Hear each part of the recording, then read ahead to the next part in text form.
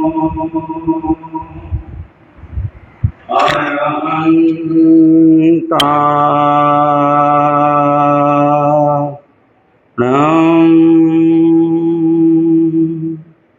नमो अरहन्ताण।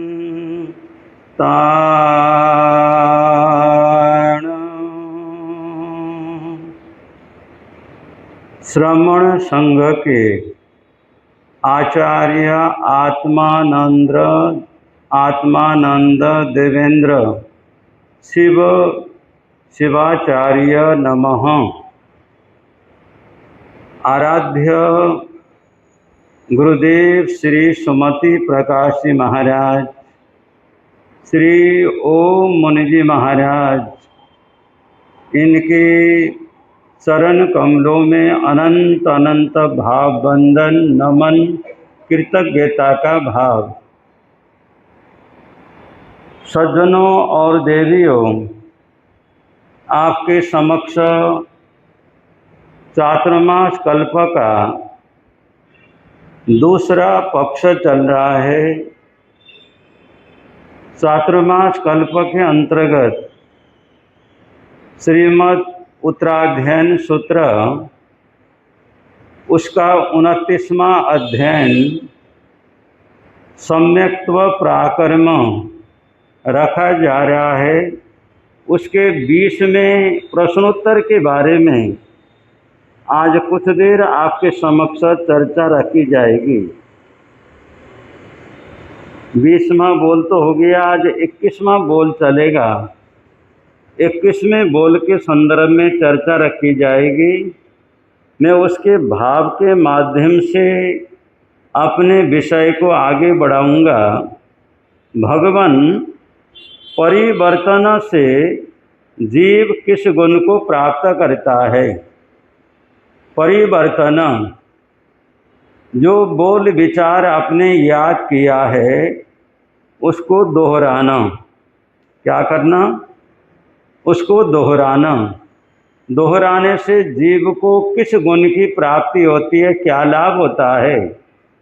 तो भगवान ने जवाब दिया, वाचन प्रश्नोत्तरी आदि की परिवर्तन से व्यंजन और व्यंजन लब्धि को प्राप्त कर लेता है तथा पदानुसारी लब्धि की भी प्राप्ति होती है। वाचन प्रश्नोत्तरी आदि की परिवर्तन। स्वाध्याय का पहला भेद कौन सा है? वाचन, वाचनी भी कह देते हैं, वाचन। और दूसरा भेद पृच्छन यानी पूछना। तीसरा भेद परिवर्तन, दोहराना, रिपीटेशन करना। संसार में 2 प्रकार के पर्यटन हो सकते हैं।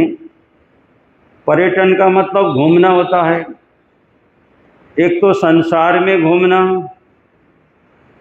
संसार में बहुत जगह घूमते हैं, देश विदेश में घूमते हैं, अनेक राज्यों में घूमते हैं, कारोबार के लिए घूमते हैं, मौज शौक के लिए घूमते हैं, पर्यटन करते हैं। और ये पर्यटन संसार का पर्यटन है।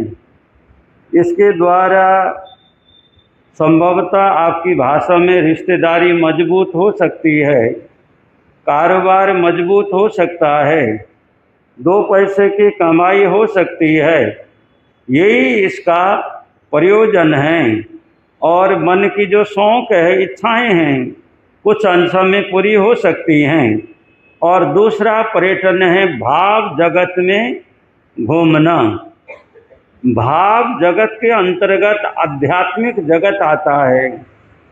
अध्यात्म के अंदर विचरण करना, अध्यात्म को पुष्ट करने वाले बोल विचार को याद करना और उसको पूछ के शंका आदि को दूर करना और उसको दोहरा के यादाश्त को मजबूत करना। किसी की यादाश्त बहुत अच्छी होती है और किसी की यादाश्त बहुत कमज़ोर होती है और किसी की यादाश्त मध्यम होती है। तीव्र यादाश्त जिसकी है उसको नंदी सूत्र की भाषा में औत्पातिकी बुद्धि कहते हैं। औत्पातिक बुद्धि के माध्यम से इतना तीव्र बुद्धि होती है, सामने कुछ ऐसा प्रसंग आ गया, किसी की समझ में नहीं आया, इसका क्या हल निकाला जाए, औत्पातिक बुद्धि वाला अगर कोई वहाँ पर है, तुरंत तो उसका क्या करेगा, हल निकाल देगा। जैसे राजा श्रेनिक ने नंदीग्राम निवासी को आदेश दिया, तुम्हारे गांव का कुएं का पानी मीठा है, उस गांव को हमारे गांव में लेके आओ। क्या बोला?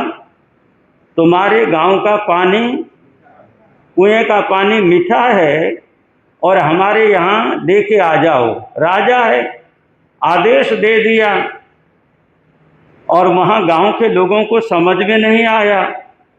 कहते हैं वहीं पर अभय कुमार था। अभय कुमार ने बोला, ये बात, इसमें तो कोई चिंता की बात नहीं। जाओ राजा के पास में जाओ और राजा को बोलो, हमारे गांव का कुआं थोड़ा शर्मिंदगी स्वभाव का है, शर्माता है, आपके यहाँ का कुआं भेज दो। और उस कुएं के साथ में तो आ सकता है, पर अकेले शहर में गांव का कुआं। जवाब दे दिया। ये औत्पातिक बुद्धि है।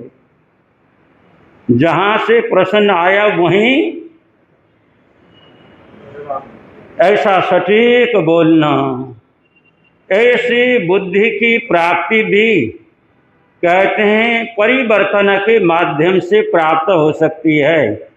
परिवर्तन करने से व्यंजन और व्यंजन लब्धि की प्राप्ति होती है। व्यंजन को अक्षर कहा जाता है और अक्षर लब्धि का मतलब पद को पद कहा जाता है। अक्षर लब्धि और पद लब्धि, अक्षर यानी व्यंजन, पद यानी उसका वाक्य हो गया, दोनों क्या हो जाते हैं, मुखस्थ हो जाते हैं, कंठस्थ हो जाते हैं। और उसके माध्यम से दिमाग कुशाग्र हो जाता है और समाधान प्राप्त होता है। और बहने की बुद्धि ऐसी बुद्धि है, गुरुजन आदि के प्रति विनम्र बनते बनते बुद्धि विशाल हो जाती है। शुरुआत में तो बुद्धि सामान्य रहती है, गुरु का विनय करते करते बुद्धि क्या कर जाती है, परखर हो जाती है। हमने पढ़ा है, सुना है, और बड़े संतों के बारे में शुरुआत में उनकी बुद्धि बहुत सामान्य थी और बाद में उनकी बुद्धि क्या हो गई, परखर हो गई। मैं अपना ही एक उदाहरण देता हूँ।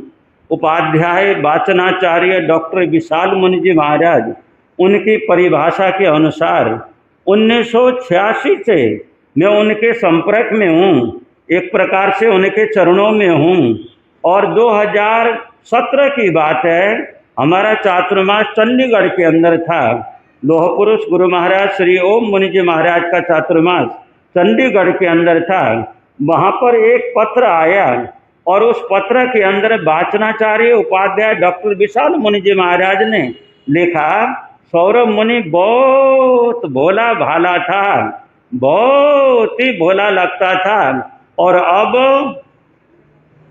क्योंकि चंडीगढ़ के अंदर वहाँ की जो चातुर्मासिक खुशबू कहो, चातुर्मासिक सौरभ, और उसको देखते हुए और वाचनाचार्य उपाध्याय डॉक्टर विशाल मुनि जी महाराज का पत्र आया था, मुझे याद है। तो इस प्रकार से क्या है, परिवर्तन हो जाता है।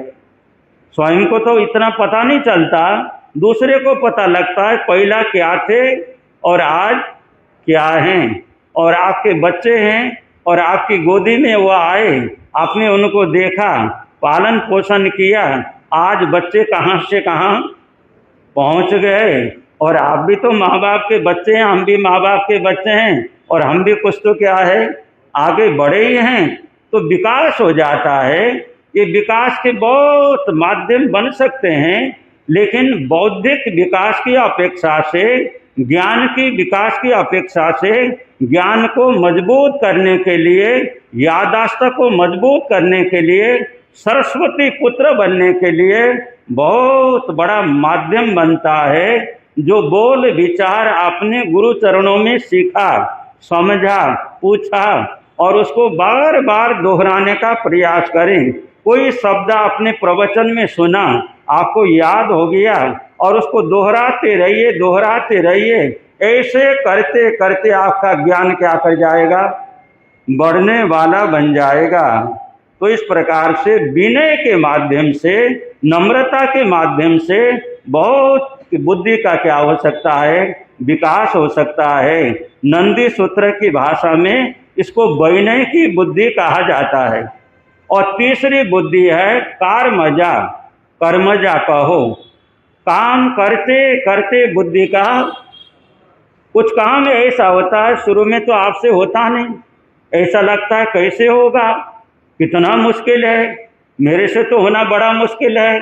थोड़ा सा हिम्मत किया, मन बनाया, काम करना प्रारंभ कर दिया, रुचि के साथ में उस काम में लग गए, करते रहे और देखते देखते अरे अब तो काम क्या कर गया।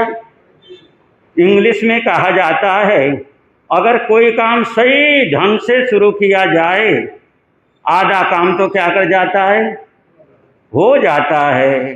मनःपूर्वक अगर कार्य किया जाए, बहुत कठिन कार्य भी आसान बन जाता है, संभव हो जाता है। और इसलिए कर्मजा यानी कार्य करते करते बुद्धि का क्या हो जाता है, अच्छा विकास हो सकता है। चौथी बुद्धि बताई है पारिणामिका। हमारे यहाँ 3 प्रकार के स्थविर भगवंत की चर्चा है। श्रुत स्थविर, आगम के विशेष जानकार, आचारंग, स्थानंग और छेद आदि शास्त्रों के विशेष जानकार, उनको कहा जाता है सूत्र स्थविर। और जिनकी दीक्षा 20 साल की पूरी हो गई है, उनको कहा जाता है पर्याय स्थविर, यानी दीक्षा 20 साल की उनकी हो चुकी है। और तीसरे जो स्थविर होते हैं, जिनकी उम्र 60 साल पूरी हो गई, कितना साल पूरी हो गई, 60 साल पूरी हो गई, और उनको कहा जाता है वय स्थविर, यानी उम्र की अपेक्षा क्या हो गए हैं, वो परिपक्व हो गए हैं। ऐसे वय स्थविर व्यक्ति संतों के चरणों में पहुंच गए।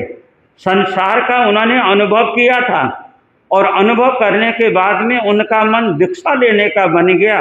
आचार्य धर्मघोष जी महाराज के पास पहुँचे, बोला महाराज आप मुझे क्या दे दो, मैंने दुनिया को तो देख लिया, अब मुझे क्या दे दो, दीक्षा दे दो।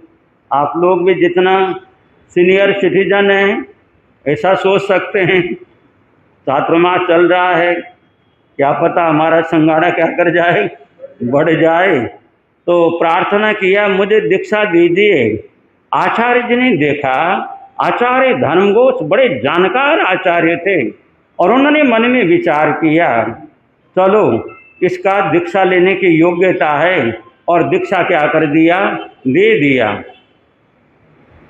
वृद्धावस्था में दीक्षा लिया और उनका नाम वृद्ध मुनि पड़ गया। क्या पड़ गया, वृद्ध मुनि। और वृद्ध मुनि पड़ गया और वो याद करते, क्योंकि दीक्षा लेने के बाद में तो याद करना पड़ता है। आप तो संसार में तो इसकी गिनती करते रहते हैं और दीक्षा लेने के बाद में तो ऐसा करना पड़ता है, याद करना पड़ता है। और बैठ के आलस ना आ जाए तो खड़े खड़े भी याद करना होता है। गुरुजन कहते हैं 1 घंटे खड़े खड़े याद करो, बैठना नहीं। मैं शुरुआत में जब गुरु महाराज के चरणों में पहुंचा, बैरागी रूप बन गया। सुबह सुबह गुरु महाराज 4 बजे उठा देते थे और उठने के बाद में बोलते हैं जा 1-2 चक्कर लगा के आ जाए, 1-2 किलोमीटर दौड़ लगा के आ जाए। और मैं तो गुरु महाराज का हुक्म बहुत तगड़ा था और मैं दौड़ लगा के आता, दौड़ लगाते लगाते अपने आप नींद खुल जाती। सुबह सुबह लोग नहीं रहते, रास्ता खुला रहता, फिर आता अब याद करना है, इतना देर खड़े खड़े याद करना है और बोल बोल के याद करना है और याद कराते। ऐसे गुरु महाराज की कृपा हुई थी, ऐसे गुरु महाराज ने हमें तैयार किया। तो मैं आपके सामने बताने जब याद करते तो उनको देखते, छोटी उम्र में दीक्षित होने वाले वृद्ध मुनि को याद करते हुए देखते उन्होंने बोला अब क्या मूसल में फूल उगाओगे, मूसल में फूल उगाओगे, विनोद की भी भाषा चलती है, मूसल में फूल उगाओगे। उन्होंने मन में सोचा ये जो बोल रहे हैं बाल मुनि, इसका अर्थ ये है मैंने आज तक की जिंदगी संसार में खो दिया, संसार को लगा दिया, और अब जाके मैं क्या कर रहा हूँ, बोल विचार ठोकरे सिद्धांत याद कर रहा हूँ। और मुनि कह रहे हैं कि तुमने जीवन को खो दिया, अब तो बुद्धि तुम्हारी इतनी काम नहीं करती, अब तुम्हें कैसे याद होगा। मुसल में फूल उगाना, असंभव काम मानो संभव करना। उनके मन में विचार आया और उनके भीतर में विनय की बुद्धि थी और साथ में परिणामी की थी, उम्र हो गई थी, देखा हुआ था। गुरु के चरणों में सिर रखे, बार बार सिर रखा, गुरुदेव कृपा कीजिए, गुरुदेव कृपा कीजिए, आशीर्वाद दीजिए, मेरी बुद्धि काम करे, मुझे कुछ याद हो जाए, गुरुदेव ऐसी कृपा कीजिए। उनकी सच्ची प्रार्थना को देखे आचार्य धर्मघोष जी महाराज के मन में विचार आया, ये क्या है, सुपात्र है। आगम में वर्णन आता है सुठो दिन्नम, और जो सुपात्र है अगर उसको ज्ञान नहीं देते तो भी ज्ञान की आसाधना होती है। दुट्टू परिचयम, जो कुपात्र है अगर उसको ज्ञान देते हैं तो भी ज्ञान की आसाधना होती है। आचार्य श्री जी ने उनको आगम की गाथा और उसका अर्थ और उसको भाव बताने का प्रयास किया। थोड़ी तपस्या की बुद्धि रखी जिससे बुद्धि थोड़ी खुल सकती है। आगम की गाथा और तपस्या यानी शास्त्रीय भाषा में कहें और बाह्य निर्जरा और आभ्यंतरिक निर्जरा, बाह्य तप और आभ्यंतर तप, दोनों तप का रास्ता बताया। तपस्या से असंभव कार्य भी क्या हो जाते हैं, पर उसकी विधि आनी चाहिए और भाव पूर्वक होना चाहिए, श्रद्धा से होना चाहिए। जब उन्होंने पारायण करना प्रारंभ कर दिया, करते करते आगमकार कहते हैं, इतिहासकार कहते हैं, इतिहास में लिखा है वृद्ध मुनि के सामने सरस्वती देवी क्या हो गई, जिनवानी माता को, सरस्वती माता को सामने प्रकट हो गई और उन्होंने बोला कैसे हमें याद किया, और उन्होंने बोला मूसल में फूल उग सकता है। कहा था ना बाल मुनियों ने मूसल में फूल उगाना चाहते हो। सरस्वती माता ने बोला तथास्तु, मूसल में फूल क्या कर गया, उग गया, और गुरु महाराज के सामने लेके चले गए और वृद्ध मुनि ने क्या कर दिया, मूसल में फूल उगा दिया। समय आया, आचार्य धर्मघोष वृद्धावस्था की ओर बढ़ रहे थे और उत्तराधिकारी का चयन किया और किसको आचार्य बनाना है, क्योंकि आचार्य वही होना चाहिए जो चतुर्विध श्री संघ की सारणा, वारणा और धारणा करे। यानी बोलचाल की भाषा में कहेंगे तो सार संभाल। परिवार का मुखिया वही हो सकता है जो परिवार का क्या करे, सार संभाल करे। और ये भी चतुर्विध श्री संघ भी ये क्या है, एक धर्म परिवार है, धर्म संघ है और श्रमण संघ है, और इसकी सारणा वारणा धारणा कौन करेगा। और उन्होंने देखा कि समय आज के दिन के हिसाब से सबसे ज्यादा योग्य क्या है, वृद्ध मुनि हैं।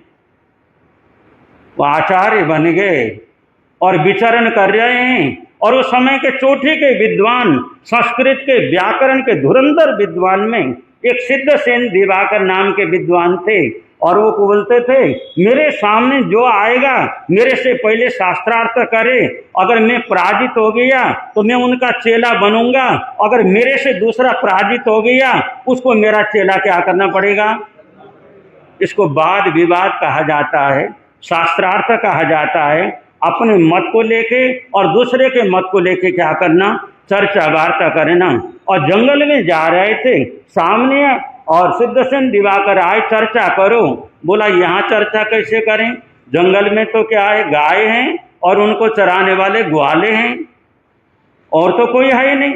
ये तो व्याकरण की बात है, संस्कृत की बात है और सिद्धांत की बात है। इनके सामने कैसे चर्चा करें, इनको क्या आता है? बोला करना पड़ेगा। रास्ता रोक के खड़े हो गए, ग्वाले को बुलाया, चर्चा प्रारंभ हो गई। और कहते हैं वृद्धवादी ने और जो सिद्धसेन दिवाकर ने पहला बोला और संस्कृत का व्याकरण सामने रखा, और वृद्धवादी ने अच्छे फार्मूले के बाद सामने रखा, अनुभव की बात सामने रखा। सर्दी का संभवतः मौसम हो, ओढ़ने के लिए कंबल हो, जलाने के लिए सामने अग्नि हो, और खाने के लिए बाजरे की रोटी हो, क्या हो जाए? आनंद हो जाए।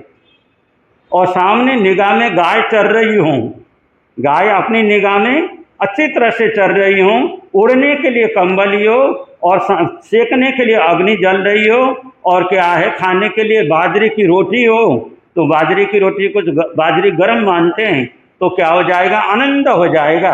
ऐसा उन्होंने क्या कर दिया, उसका भाव इस प्रकार से रखा। ग्वाल बालों ने बोला, वृद्धवादी क्या कर गए? जीत गए। अब सिद्धसेन दिवाकर ने बोला, आप जीत गए, मैं हार गया।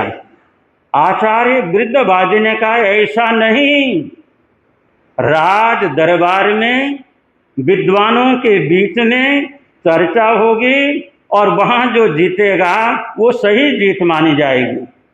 राज दरबार में चले गए, वहाँ चर्चा प्रारंभ हो गई। वृद्धवादी तो वृद्धवादी थे, अंदर में सरस्वती का निवास था, जिनवानी का निवास था, वहाँ भी क्या कर गए? वृद्धावस्था में दीक्षा लेने के बाद में जीतने के कारण उनका नाम वृद्धवादी पड़ गया। वृद्धवादी का मतलब चर्चा में आगे रहने वाला, चर्चा में लोहा लेने वाला, वृद्धवादी पड़ गया। और सिद्धसेन दिवाकर धुरंधर महापंडित उनके क्या बन गए? शिष्य बन गए। बार बार दोहराते हैं, परिवर्तन करते हैं, विनय की बुद्धि के द्वारा, पारिणामिक बुद्धि के द्वारा, कर्मज बुद्धि के द्वारा ऐसा बुद्धि का विकास हो सकता है और व्यक्ति विजयी बन सकता है, आध्यात्मिक दृष्टि से विजयी बन सकता है। लौकिक जगत के अंदर भी कहा जाता है, जान पहुँचे रवि वहाँ पहुँचे, और जहाँ न पहुँचे कवि वहाँ पहुँचे अनुभवी। हाँ, मारवाड़ी, अच्छा, हाँ अनुभवी, अच्छा मालगाड़ी भी कहते हैं हम। जहाँ न पहुँचे मालगाड़ी वहाँ पहुँचे मारवाड़ी, ऐसा हमने उसमें तमिलनाडु की तरफ विचरण करते हुए सुना था। तो मारवाड़ी भी बुद्धि वाले होते हैं। एक सेठ ने बताया, मैंने बोला कि आप गुजरात में हो तो व्यापारी हो, तो व्यापार में गुजराती लोग भी कहते हैं अच्छे हैं और आप लोग भी अच्छे हैं, ज़्यादा कौन है? बोला महाराज मारवाड़ी। मैंने बोला कमाने के अंदर या खर्च करने के अंदर? बोला कमाने में भी मारवाड़ी आगे है और खर्च करने में भी। तो आपने बोला भी हाँ वास्तव में है, मारवाड़ी में कुछ दम माना जाता है। तो इस प्रकार से क्या है, जैसे मारवाड़ी बड़े कुशल माने जाते हैं और ऐसे ही कहते हैं आगम बुद्धि बनिया, यानी व्यापारी वाणिज्य करने वाला, पीछे बुद्धि जट, पर सोचे सो बनिया, सोच करे सो जट। कहते हैं वाणिज्य कर्म करने वाले की बुद्धि आगे होती है। आगे क्या है? पहला बुद्धि लगाता है, इसमें लाभ है हानि है, सबसे पहले देखता है। तो इस प्रकार से बुद्धि की विकास की दृष्टि से परिवर्तन दोहराना, जो भी हमें याद है उसको दोहराने से व्यंजन लब्धि की प्राप्ति होती है, पद लब्धि की प्राप्ति होती है और बुद्धि विस्तृत हो जाती है, यादाश्त दुरुस्त हो जाती है और बंदा दुरुस्त हो जाता है और उसका काम भी दुरुस्त हो जाता है। इसलिए याद करना चाहिए, बार बार दोहराना चाहिए, नया ज्ञान सीखना चाहिए और अपने को बुद्धिमान बनाना चाहिए। इन्हीं मंगल भावों के साथ में बोलिए शासनेश महाप्रभु श्रमण भगवान महावीर स्वामी की। गुरुदेव की आज्ञा से चत्तारि मंगलम अरिहंता मंगलम सिद्धा मंगलम साहो मंगलम केवले पणतो धम्मो मंगलम चत्तारि लोकोत्तमा अरिहंता लोकोत्तमा सिद्धा लोकोत्तमा साहो लोकोत्तमा केवले पणतो धम्मो लोकोत्तमो चत्तारि शरणं पवज्जामि अरिहन्ते शरणं पवज्जामि सिद्धे शरणं पवज्जामि साहो शरणं पवज्जामि केवले पणतं धम्मं शरणं पवज्जामि। बोले भगवान महावीर स्वामी की।